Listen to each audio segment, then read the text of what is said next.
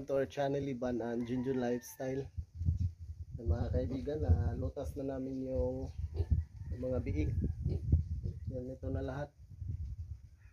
Bali ang natira 17 na piraso. Kasi yung dalawa nito kinuha na sa breeder, yung dalawa. Ito na lahat yung mga biik. At may kami, nagka-problema kami sa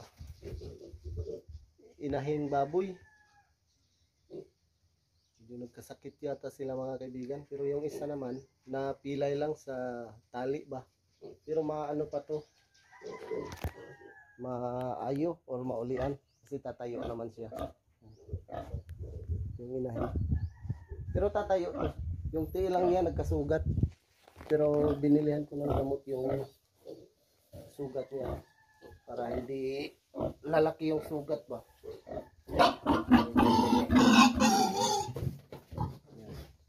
Tatayo naman siya. Pero yung isa kanina kasi nilabas namin yung isang inahin, yung kulay brown. Ano siya, medyo mainit yung katawan at nanginginig.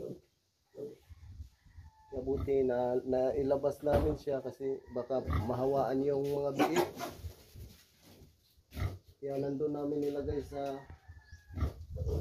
ginawang doon sa lupa ni Marisa ba, yung may parang kulungan yata ng manok na ginawa ni Leroy. Pero hindi na siya, hindi pa na tapos. Kaya doon ko muna siya nilagay kasi may bubong yung ginawang kulungan, hindi mainitan yung biik. Tapos inahing baboy, tapos nilagyan ko ng trapal. Buti na ilabas ko ng yung inahin para hindi mawaan yung mga biik yan. Sayang mahawaan, marami pa naman yung biik. Pero maano naman yung biik, malusog naman. Or sa Bisaya, abtik ba, abtik or askil. So, parang ako, nakulbaan ba? O malakas yung yung dibdib, heartbeat. Yung isang inahin parang kung anong mangyari doon. Ako doon, naratol. Sa una siya.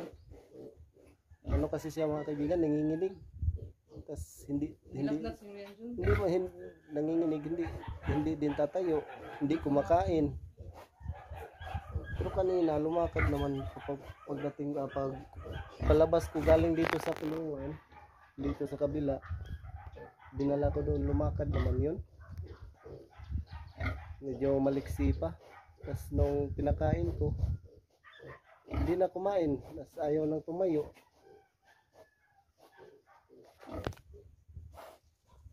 Naano ko doon kung anong gagawin doon sa isang inahin.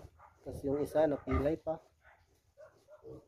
Puntahan natin yung isang inahin, yung kulay brown. Ang gagawin nito, ayaw talagang kumain kahit nilagyan ko na ng pagkain yung sa harapan niya. Tapos malakas yung niya, yung hininga. Parang naghahabol ng hininga ba. Parang kasi sa tiyan niya, makikita. Parang naghahabol yung hininga. Nandito ko siya nilagay mga kaibigan. Lagyan ko ng trapal at may bubong din yung kulungan sana to, tapos hindi natapos. Si busy si Leroy. Siya na kayo medyo dito. So importante mapakita ko yung inahing baboy. Hindi kasi ito sa amin kay Ma'am Josie ito. Ma'am, yung baboy na inalagaan namin po, nagkasakit po yung isa. Yan po siya mga kaibigan, no? Kawawa po. Yan siya mga kaibigan. Kanina pa to, lalakad pa to kanina. Yan, nung papakainin ko na sana, hindi na tumayo. Tapos wala namang diferensya yung pagkatali, wala namang sugat.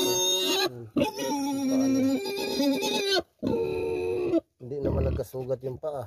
Yung isa naman walang sugat. Pati dito wala.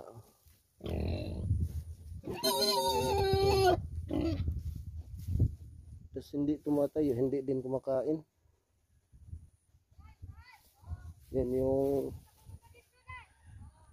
pinakain ko kanina. Hindi niya naubos.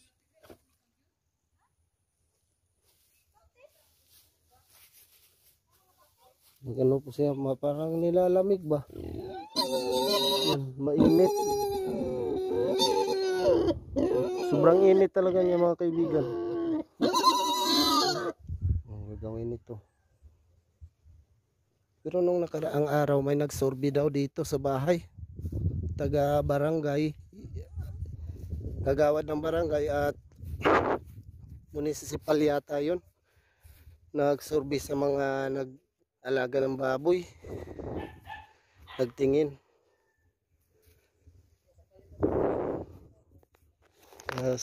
Sana noon na kasi ngayon lang kasi ito nangyari na marami na kasi akong inalagaan baboy, ngayon ko lang na nagkaganito o nagkasakit. Okay, kung sa amin, hindi pa sa amin, kami lang yung nag-alaga. Nag-alala din ako ba sa mga biik, baka mahawaan. Kanina sana may pumunta dito, nagtingin sa mga biik, bibili sana siguro, kaso nagantay pa sila sa ang bibili sa bali ama nila. Ang pumunta dito yung mga anak lang, tapos tinignan nila ng biik ba kung maganda ba yung klase. Tapos nakita na nila yung biik, mag-antay na lang muna daw sila sa tawag ng papa nila para mapadala kung gusto nila talagang bumili. Pero nagtingin na sila dito na ano tong alaga naming baboy makasurvive. Maliksi naman yung mga biik. Yung inahing baboy lang talaga yung iwan doon. Anong nangyari doon? Sayang. Okay, kung ganito lang na mapilay. Katulad nito, dahil gagaling pa to. Kasi nakasubok na din ako ng ganito ba sa inahing baboy na mapilay siya or parang mahirapan sa pagtayo dahil sa pagkatali yan. Parang lulubo kasi yung paa nila. Yan, tinanggal ko yung lubid. Pag ganyan, hindi ako mag-alala pag ganyan kasi gagalingin. Yung isa, ako doon, naguguluhan kung anong gagawin ko. Nung gamot ipaano doon. Hindi kasi kakain, buti kong kakain para yung gamot, maano niya, madala sa pagkain ba. Hindi kakain, ang ganyan kasi pag hindi kakain, i-inject sa katawan. Hindi ka na rin dun. Huwag makuan ba? Ano na nga yun, naghabol na nga yung hininga, injikan pa. Sayang naman kung mamamatay lang din sa di mabuhay pag na-injikan, sayang yung baboy. Ito kung mamatay na ganyan, pwede pa man maano yan. May ano na daw ito. Yung nagkuha sa dalawa kanina sa breeder, may mga sakit na daw doon sa kanila. Sa bayang. Yung kapit barangay kasi dito, yung bali nagano sa mga biik, bali doon kasi ako nagpa-breeding doon sa bayang kapit barangay lang. Pumunta dito, sabi niya na may sakit na daw yung mga baboy, nandito na doon banda sa sentro sa bayang daw sa kanila, yung mga baboy namamatay na daw. Kaya pala, ang nakarang araw, pumunta yung taga-barangay at taga-municipal ba yun? Nagsorbi daw sa mga alaga. Nagsorbi. May naano na pala doon, may nagkasakit na ng mga baboy. Ano ko dito, nalilito kung anong gagawin ko dito. Hirap. Sayang yung pag ano ba, pag alaga or kahago o kakapoy sa gikan sa pag maliit hanggang sa pagpapalaki, tas ganyan lang yung mangyari, mamamatay or magkasakit, tas yung mga biik marami pa, tas yung gasto malaki pa yung gastos. Nagdagas na ba? Mamaya may Tapos kakuan na. ganyan yung mangyari. Ano siya? Or labad sa Naguluhan. natugugulo. Ganyan pa nagpunta ng sugod. Di kaninang umaga lumakad yan. Nalalabas ko yan kaninang umaga. Lagi ka nagawas.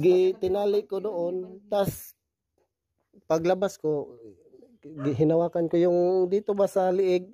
Init. Mainit na yung baboy. Parang nanginginig. Parang gihilantan ba?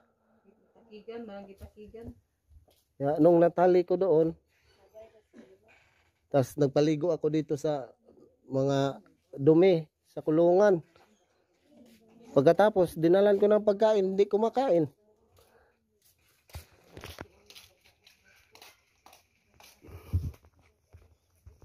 Ano ako dito mga kaibigan, ano kasi, yung hininga ng baboy ba?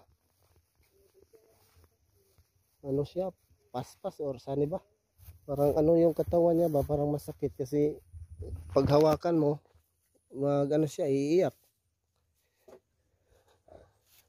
Yan, hawakan natin. Oh.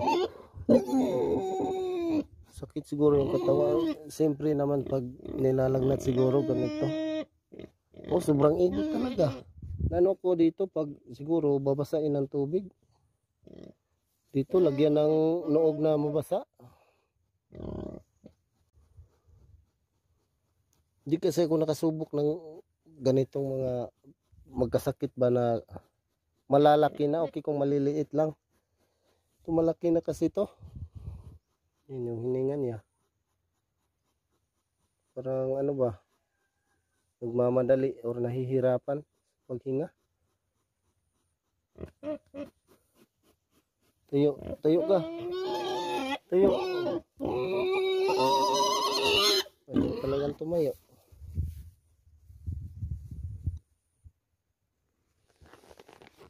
Kaibigan ko ako ng damit na basa. Ilalagay ko siguro doon sa biig ng baboy para naman lalamig yung katawan niya. Na ano ako doon? Anong gagawin ko doon? Tapos yung isa napilay pa. Pero okay yung isa kasi gagaling pa yun. Yung mga ganun na parang ano na siya ba? Kung sa tao pa nahirapan huminga.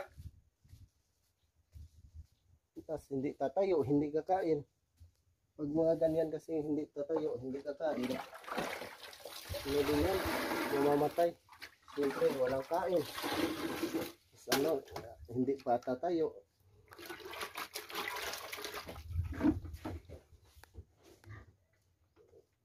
Sayang yung gastos o kahago.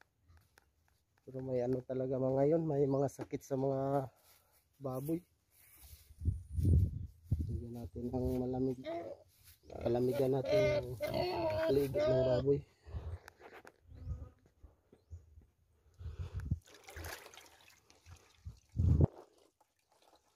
Kanina pa to, hindi talaga tumayo. Hindi din kumain.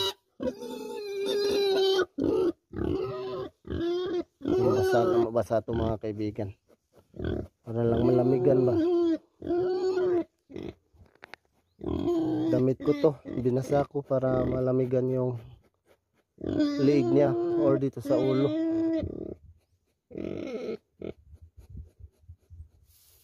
Sayang mo mga kaibigan. Punta muna ako sa bayan para magtanong kung anong gamot na para sa lagnat ng baboy. Ang gagamitin din ng mga ganyan, inject talaga kasi pag gamot na isasama lang sa pagkain, hindi pwede kasi hindi naman siya kumakain. Yung mga ganyan, inject na gamot. Kaya punta muna ako mga kaibigan. Sila Iban, sumama ni Ate Luz at ni Lola, nandun sa kanila Ate Inday. Na may pastor kasi na pumunta doon, doon sila sa bahay nila Ate Inday. Bali bisita ba? Kaya sumama din si Iban. Thank you sa lahat ng nanonood at sumusuporta sa mga video namin. Thank you po sa lahat. Hanggang sa susunod na video. Bye bye. Sana gagaling yung alaga namin. para makabawi naman kami sa gastos.